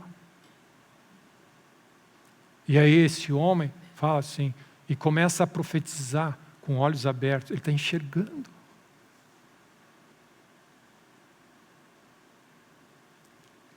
Cada vez que nós tomamos a ceia, nós estamos meditando no Calvário. É isso que nós estamos fazendo. Nós estamos meditando nas coisas de Deus. Na dor, no sofrimento que Cristo fez. Os textos. É isso que nós fazemos. Jesus disse, lembra disso. Faz em memória. Você está trazendo a lembrança, ruminando certos valores. O Espírito Santo de Deus está presente nesse lugar. E Ele está ali. No coração rendido, que se volta para Deus, que tem fome pela lei de Deus. Quanto amo, Senhor, a tua lei. Eu fui alvo do teu amor, são mais desejáveis. Amém. É uma refeição, é uma oportunidade, é um privilégio para mim estar na tua presença. E pelo Espírito de Deus, você pega do pão e você ouve o Espírito Santo dizendo assim, meu corpo foi partido por ti, para que você seja curado. E o que isso faz? Quanto mais você medita, mais a revelação abre o teu coração. E as mentiras da ideologia, da religião, do que eu não posso, do que é loucura para o homem, mais isso vai se esvaindo diante da glória do Senhor e diz, Deus pode qualquer negócio, Ele pode curar, Ele pode restaurar, Ele não precisa muita coisa, um simples toque de Deus. Esse é o efeito de você tomar a ceia regularmente, você está meditando na obra da cruz. E a sensação que tem que mais vezes você começa a ficar assim, Deus, eu estou enxergando que é parte da minha herança, a cura física. É parte da minha herança, a bênção. E é naquele lugar, no caminho para Emaús, depois da ressurreição, os olhos eles se abriram, o coração aquecia. Cada vez que você senta na mesa do Senhor e está debaixo da voz de Deus, o coração mexe, aquece. E nossos olhos vão se abrindo, revelação. E Deus vai lembrando cada vez, meus irmãos. Ele é Deus infinito. Ele vai lembrando o teu coração e dizer, olha um pouquinho mais para o lado, meu filho. Amém. Pastor, eu não consigo ver. Quantas pessoas chegaram até Jesus e disseram assim, Me ajuda na minha falta de fé, eu não estou conseguindo enxergar, eu não estou conseguindo ver isso aqui, Deus, eu não estou conseguindo ver como funciona. Diz, não te preocupe, segue sendo fiel, segue meditando nas minhas coisas, e eu vou revelar, os meus segredos são para aqueles que andam comigo, ele disse. Os meus segredos eu só vou revelar para os meus amigos íntimos que andam comigo. Então você segue andando com Deus, a fome por conhecer a Deus, por ter sido tocado por Deus, faz você dizer, eu não estou enxergando Deus. Como isso se aplica na minha saúde, Deus? Eu estou com uma enfermidade aqui, Deus. E a tua palavra diz que pelas tuas pisaduras lá na cruz, eu fui sarado, mas eu não estou sarado, Deus. Não é dúvida no teu coração, é meditação. É aquele processo que você tem. Deus, abre meus olhos. Você ora, você processa, você medita, você não duvida em nada. Você simplesmente diz, Senhor, eu abro meu coração. E cada vez que alguém se volta para Deus, o véu vai caindo. Por isso, meu irmão, não adianta, é um processo, é um passo atrás do outro. Uma coisa leva a outra em Deus. Você não pode dar uma pausa na tua caminhada pela fé, porque você vai ter que voltar para o estágio inicial. Você tem que, é um passo e vai agregando, revelação. Eu falei assim, mas Deus, eu achava que era só isso. Não, tem isso aqui também. Se tu olhar um pouquinho para o lado, tu vai ver aquela manchinha branca. Pois é, ali tem uma ovelhinha. Ah, está ali. E aí você vai. No partir do pão, os olhos se abriram. É uma jornada de fé, é uma caminhada com Deus. Cada momento na presença de Deus. E meus irmãos, a bênção disso, sabe qual é? Você pode sair daqui e no teu carro você ganhar tempo. Eu quero pensar nas coisas lá do alto, porque você vai abrindo os olhos. Você não precisa esperar uma reunião, você vai processando diante de Deus. Deus, meu coração anseia por Ti. Senhor, muito obrigado pela palavra de Deus, muito obrigado pela vida, obrigado pela vida dos meus irmãos, obrigado Deus, porque hoje, nesse dia, Tuas misericórdias se renovaram. O que faz isso você dizer? Você começa a ter acesso às misericórdias de Deus, porque você lembrou das misericórdias de Deus. A meditação faz você desfrutar daquela realidade. E se você começar a dizer, Senhor, cada dia Tuas misericórdias se renovam. Aí amanhã você acorda, Senhor, muito obrigado pelas Tuas misericórdias. Como o Senhor é bom e fiel. O que vai acontecer? As misericórdias do Senhor e a bondade do Senhor vão se expandindo, você vai enxergando. E aí fé vai sendo gerada no teu coração e você vai chegando no ponto assim, Deus, então isso aqui é possível na minha vida? Sim, isso é possível, está disponível. Como é que eu nunca vi antes? Porque os nossos olhos estão embotados. Não existe um atalho, senão um caminho, uma jornada de fé diária com Deus, de restauração e de abrir os olhos. Quanto mais alguém se volta, mais fica claro. E a nossa função, e o desejo maior de Deus é tocar primeiro em nós, meu irmão. Ao invés de nós sairmos falando para os outros. Porque é bem difícil você subir no monte e dizer, lá tem uma ovelhinha e você não está enxergando a ovelhinha. Não tem como cego guiar cego. Deus quer tocar nossas vidas, que seja uma semana gloriosa, onde Deus, mais uma pecinha no teu quebra-cabeça se abre. Existe cura, existe paz, existe restauração familiar, existe restauração dos nossos filhos. Mas se os nossos filhos estão aonde eles estão, Deus pode restaurar.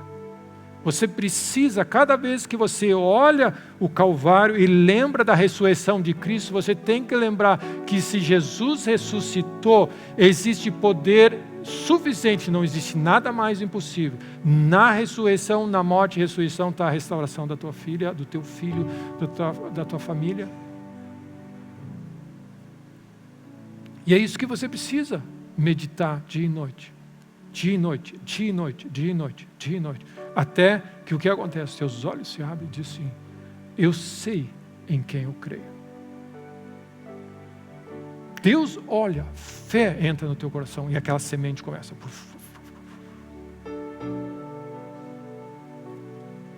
Glória a Deus. Mais uma oportunidade na mesa do Senhor. de você enxergar que Deus te ama, ama a tua casa inteira. Ele não ama todos eles. Ah, mas fulano tal fez isso, ciclano fez isso, eu fiz isso.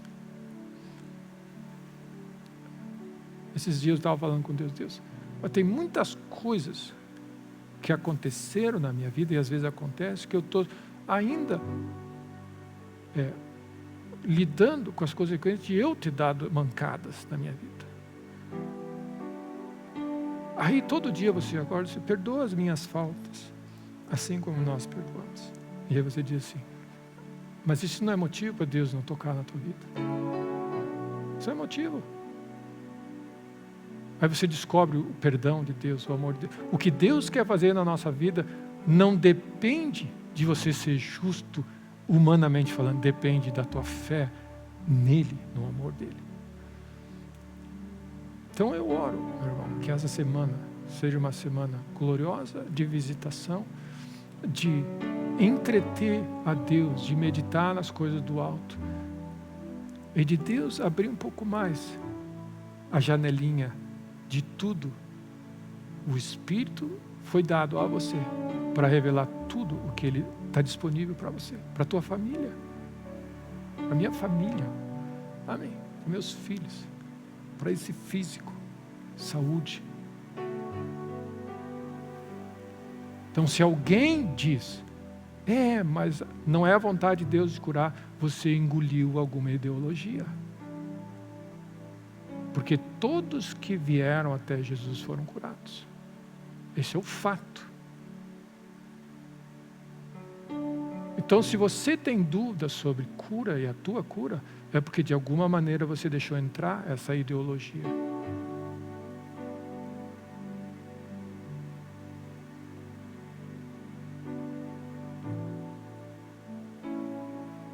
Ele carregou sobre si todas as nossas dores e enfermidades. Tudo está na mesa para a operação de Deus na nossa vida. Esse é o grande presente que nós temos. Deus nos ama e quer andar conosco. Então vamos, os irmãos que vão nos ajudar a distribuir. Graças a Deus, que bênção.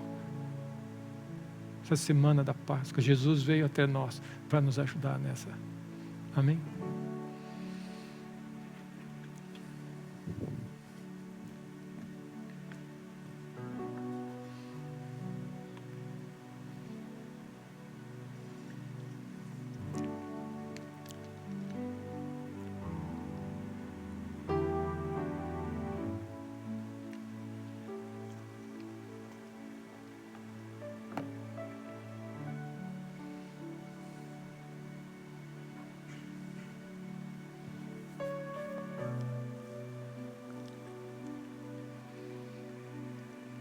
Abraão, eu sou o teu escudo, eu sou o teu galardão, eu sou, Deus é. Nós, porém, temos acesso à oportunidade pelo Espírito de Deus de pensar como Deus pensa.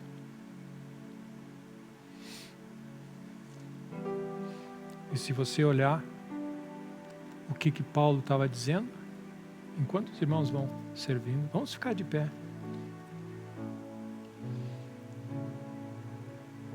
Quando Paulo disse, nós temos a mente de Cristo, ele diz assim, quem instruiu a Deus?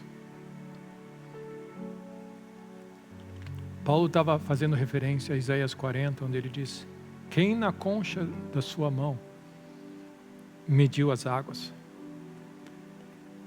Visualiza isso, Deus pega as águas do oceano, a concha da sua mão. O oceano Atlântico tem 15 palmos, um palmo, meio palmo da mão de Deus. E tomou a medida dos céus a palmos. Ele fez assim. Lembra quando nós medíamos uma mesa? Deus mede os céus com palmos. 3 palmos tem o universo. Esse é o nosso Deus. Quem recolheu a terça parte de um efa, o pó da terra, e pesou os montes em romana, Quem guiou o Espírito do Senhor? Ou quem, como seu conselheiro, ensinou a Deus? Com quem tomou ele conselho para que desse compreensão? Qual foi a escola que Deus foi para aprender o que ele aprendeu? Esse é o nosso Deus. Quem o instruiu na vereda do juízo e lhe ensinou a sabedoria? E lhe mostrou o caminho do entendimento? Eis que as nações são consideradas por ele como um pingo que cai num balde. E nós estamos preocupados com o que os líderes do mundo estão tramando. Nós temos um grande Deus. E Paulo diz assim, cada vez que alguém se volta para Deus e se dispõe, como Davi disse, eu achei um tesouro, é a minha meditação o dia todo. Nós temos acesso à sabedoria, ao entendimento, ao juízo, à glória desse Deus. Todas as nações são perante Ele como coisa que não é nada. Ele as considera menos do que nada, como um vácuo. Com quem comparareis a Deus? Ou que coisa semelhante confrontareis com Ele? E você segue. É uma descrição gloriosa do Deus que nós servimos. E esse Deus tinha uma coisa no coração dele. Eu preciso acessar meus filhos. Eu preciso tocar em cada um de nós aqui. Eu quero me fazer compreendido para que a mente dele entenda quem eu sou. Esse é o grande milagre. O Deus que é o Criador do céu e da terra quer se fazer entendido a você, que com a tua própria mente você possa dizer assim, eu sei quem Deus é. E você pensa como Ele pensa. E isso aqui é parte desse processo. Nós estamos sendo lavados, restaurados. Então que Deus te abençoe. Senhor, nessa manhã gloriosa, onde nós lembramos do grande amor que Tu mostrou por nós. Nós nos rendemos a Ti e somos gratos a Ti. Obrigado pela oportunidade que nós temos de sentar aos Teus pés e ouvir de Ti. Obrigado pelo Teu amor, ó Deus, que sendo Deus, Tu gasta tempo conosco para nos ajudar a entender e enxergar tudo o que Tu tens preparado. Muito obrigado por mais um dia que Tu nos deu para compreender mais sobre as Tuas coisas. Nós abrimos o nosso coração porque nós queremos mais de Ti, Deus. Nessa manhã, abre os nossos olhos. Nessa semana, abre os nossos olhos um pouco mais para enxergar tudo o que por Deus nos foi dado. Santo Espírito, és bem-vindo. Ministra, transforma esse evento prático em algo glorioso para a eternidade na nossa vida. Ministra saúde ao Teu povo. Seja feito, meu irmão, conforme a Tua fé. Se Tu crês, é Teu. Em nome de Jesus. Amém? Vamos comer juntos.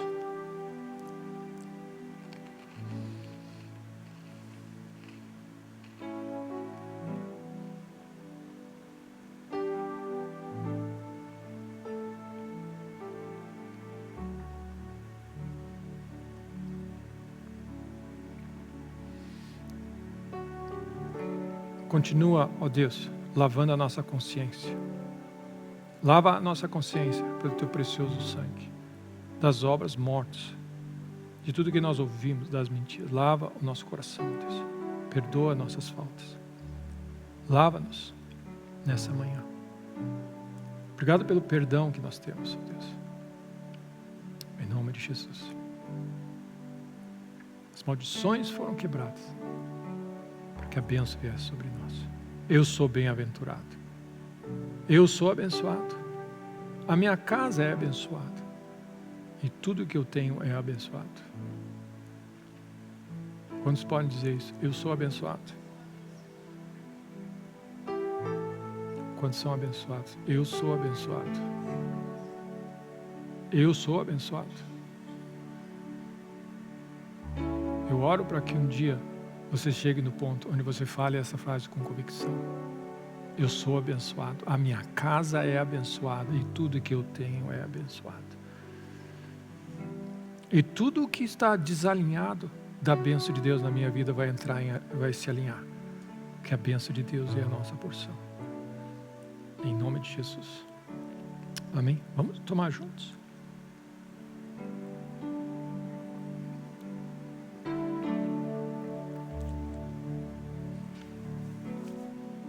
Que o Senhor te abençoe, meu irmão. Que o Senhor faça resplandecer o seu rosto sobre a tua vida. Brilhe e ilumine a tua vida. Isso significa que Ele abra o teu entendimento e reflita e mostre a sua glória, quem Ele é, como Ele pensa. Que o Senhor seja gracioso contigo, favorável a ti, no teu caminho, na tua jornada, nessa semana e nas semanas diante de você. Que o Senhor te livre do mal, te abençoe e seja gracioso contigo. E que o Senhor te dê paz no teu caminho. Shalom. Em nome de Jesus. Uma feliz Páscoa a todos, uma ótima semana. Que Deus abençoe a todos. Aleluia.